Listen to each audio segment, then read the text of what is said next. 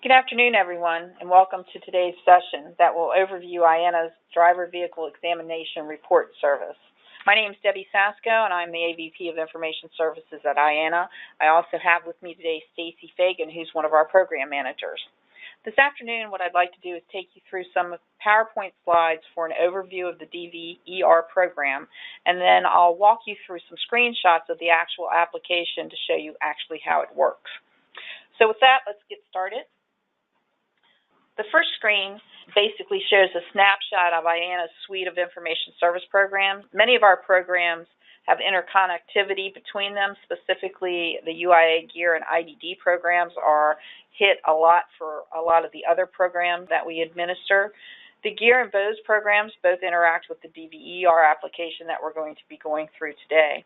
We also offer API web services for any of our customers that communicate with any of IANA's services. We feel that's one of the most efficient methods to communicate with our databases. So certainly if you are communicating with any of our services and are interested in the APIs, please feel free to reach out to us. When the DVER application was first developed, the main purpose of the application was to provide an efficient method for both the intermodal equipment provider as well as the motor carrier to be aware when a roadside violation had been issued on the intermodal equipment.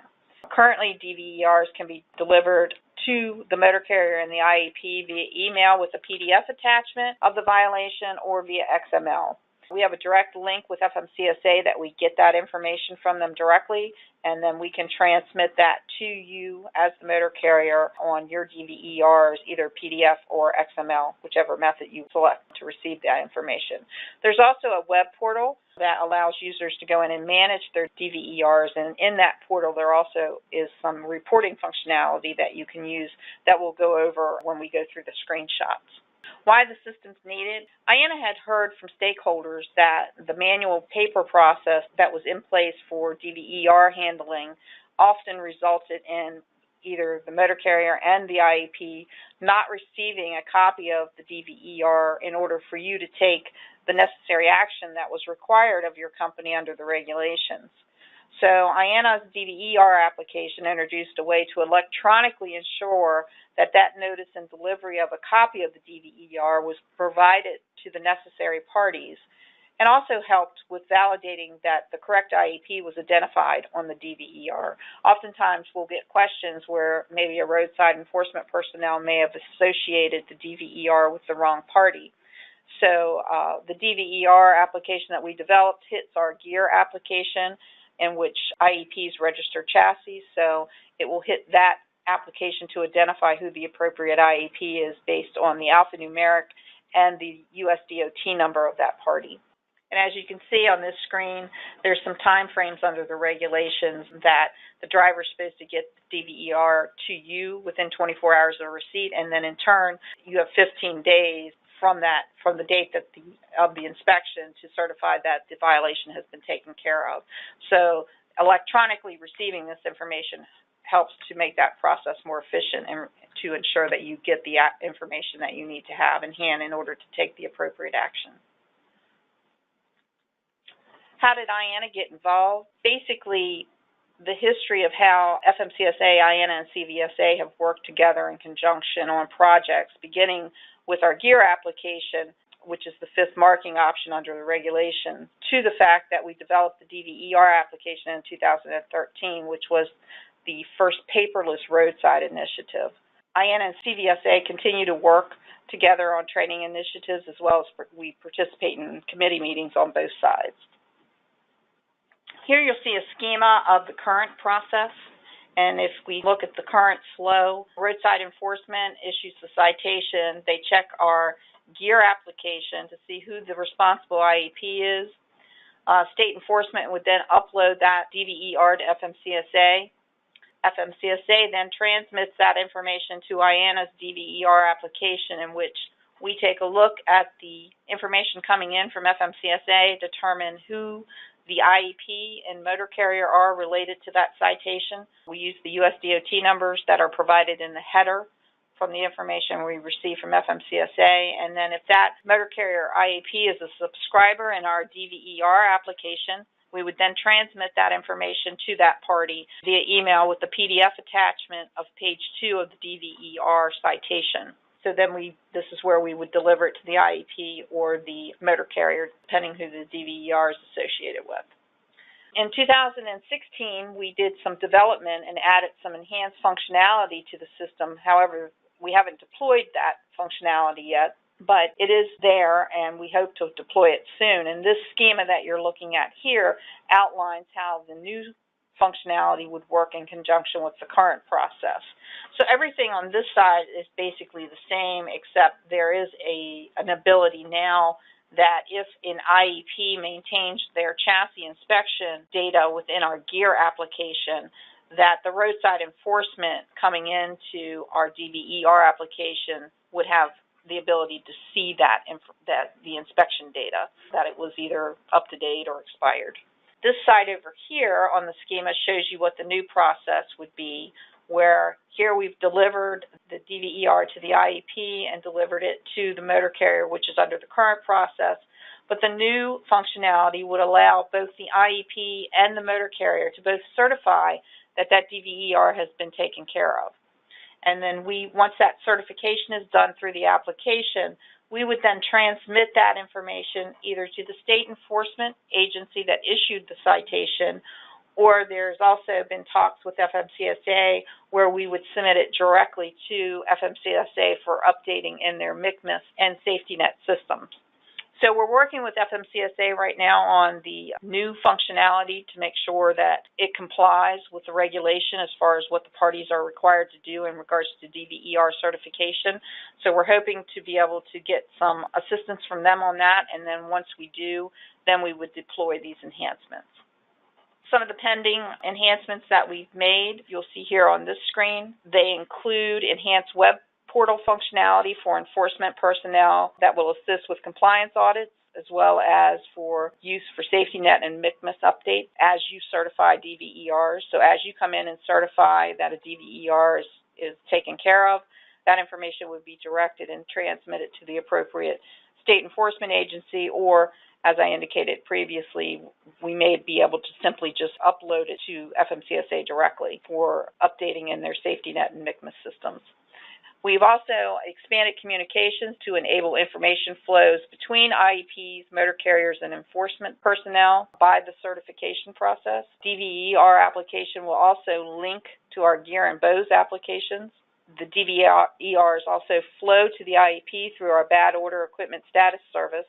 BOWS service is a clearinghouse of equipment status information in which we advise IEPs, facility operators, and maintenance and repair vendors when equipment is placed out of service, and then again notify them once it's placed back in good order.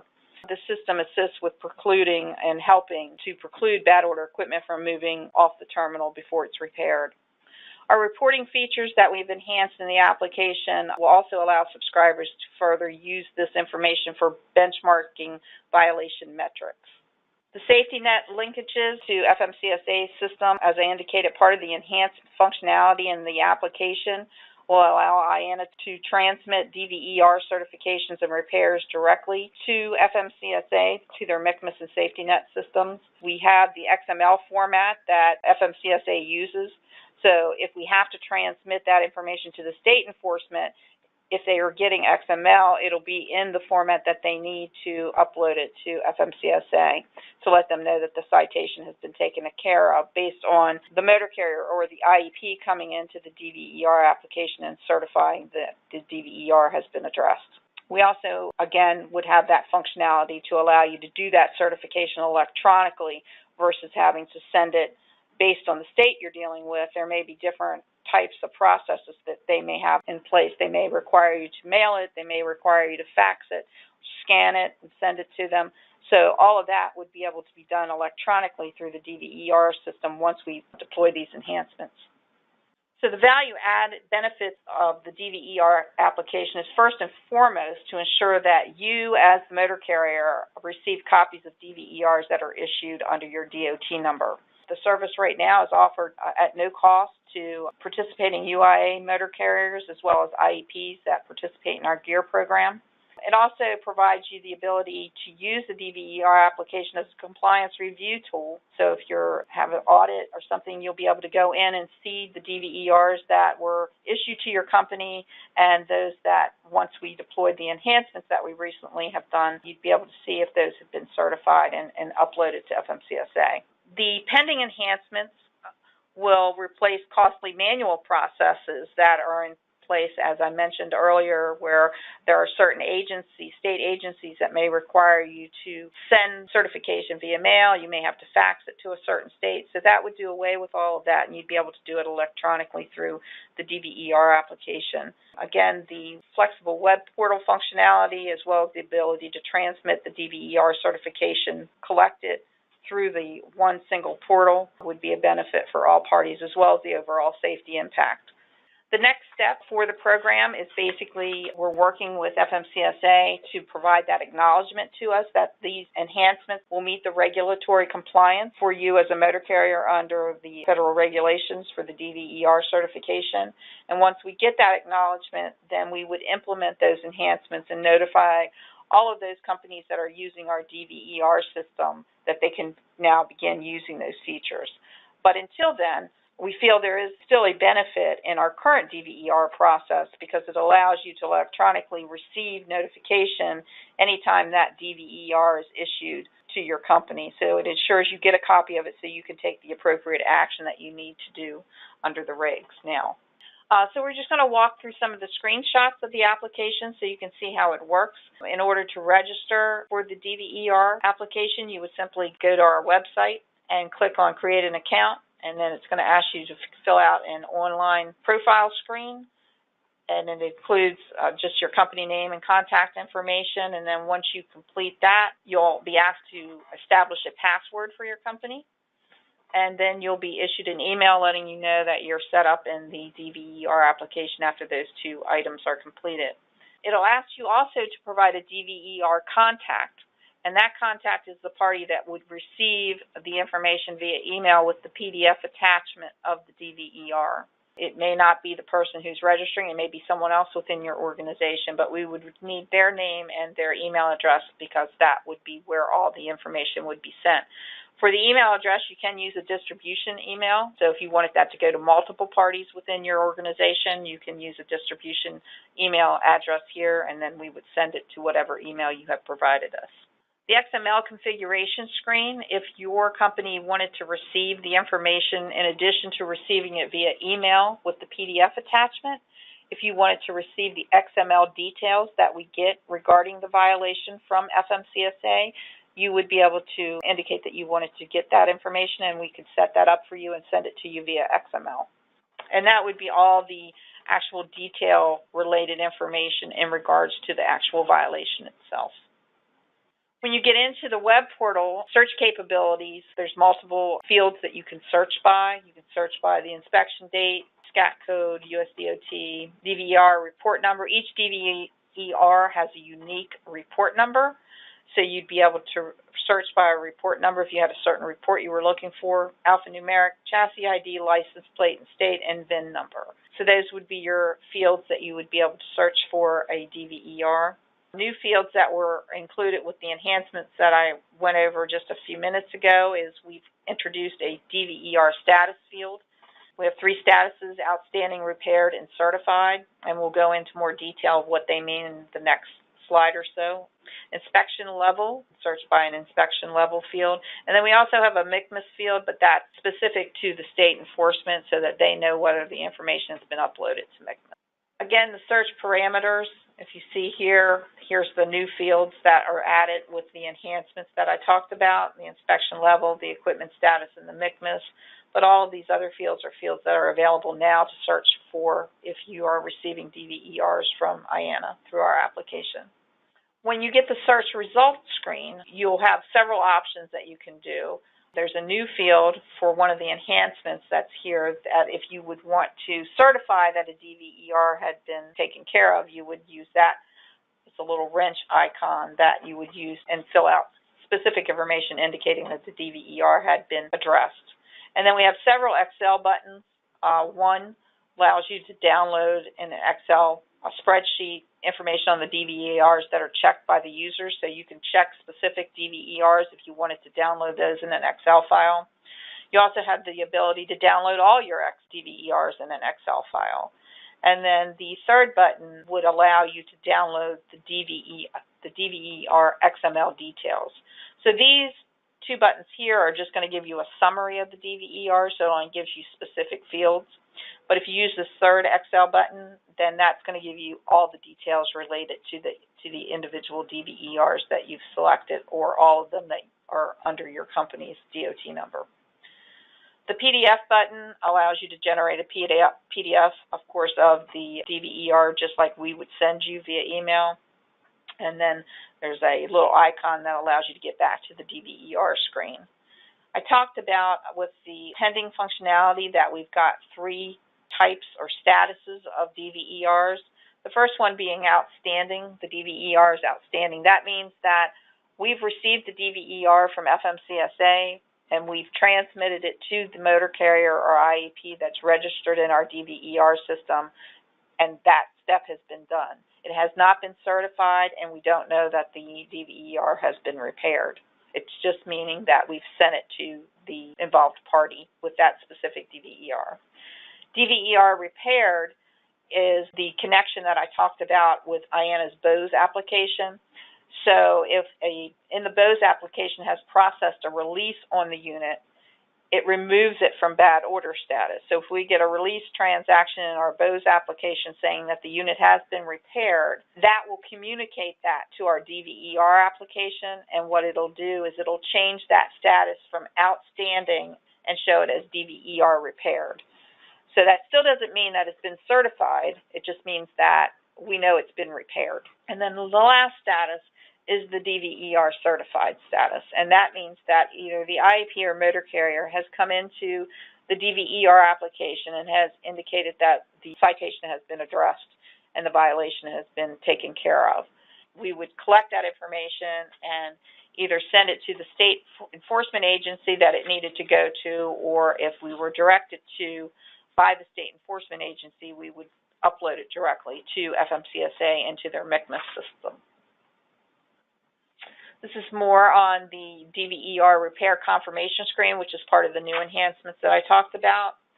So if you're clicking on a DVER outstanding or repaired, which are the 2 statuses that would be requiring certification, you'll get a repair confirmation screen. It'll automatically insert the user's name, and then it'll allow you to enter any types of remarks that you have regarding that specific DVER, if there's something you need to note for your own record purposes. And then it'll also allow you to upload the signed DVER documentation. And then once you do that, there's some language here that just indicates that you're certifying that this DVER is taken care of, and then you'll click Submit. And at that point, the DVER outstanding status or the DVER repaired status, whatever that unit was, would change to DVER certified. So you would know then that that particular DVER had been taken care of. We also have some enhanced reporting functionality that we've included with the pending enhancements that we're planning to deploy hopefully very soon. And those allow you to pull a DVER report by inspection level. So you have all of these search criteria that you'll be able to put in parameters if you would want to, but it'll pull the information by inspection level. And so you'll see here this particular report was for level 2s. So it'll put a blue box up here, and it'll allow you to click on the blue box and download that information in an Excel format. In addition to that, you can also pull the information by violation, by chassis, truck, driver, whatever the options are here provided for you. You'll be able to pull a report with that information. So in this particular example, it pulled the report for intermodal chassis, and it returned the information we had for this particular motor carrier IEP, and it allows them to download that in an Excel format. The last type of report available is by violation code. So if you were looking to see, if your company was receiving DVERs for a specific violation over and over again, you'd be able to find statistics regarding that by pulling the reports. It'll show by the actual regulation what the citation was given for. and you'd be able to, again, download that in an Excel format as well. Stacy, do we have any questions? Just one. Is there any time frame on the pending enhancements? Not at this point. We're working with FMCSA. We've got letters and we have ongoing discussions with them, trying to get the confirmation or the acknowledgement that this will meet the regulatory requirements as far as compliance with it. So as soon as we know that, we will certainly let everyone know, because we plan to deploy the enhancements once we get that. But right now we don't have any actual date for that at this time. I'd like to thank everyone for joining us today. I do want to encourage you, if you're not signed up for our DVER application, to please do so. Again, there's no charge for you to currently receive this information. It's a service that's offered as a benefit to UIA participants, and at least with the current process, it will at least ensure that you receive the DVERs that are associated with your company electronically.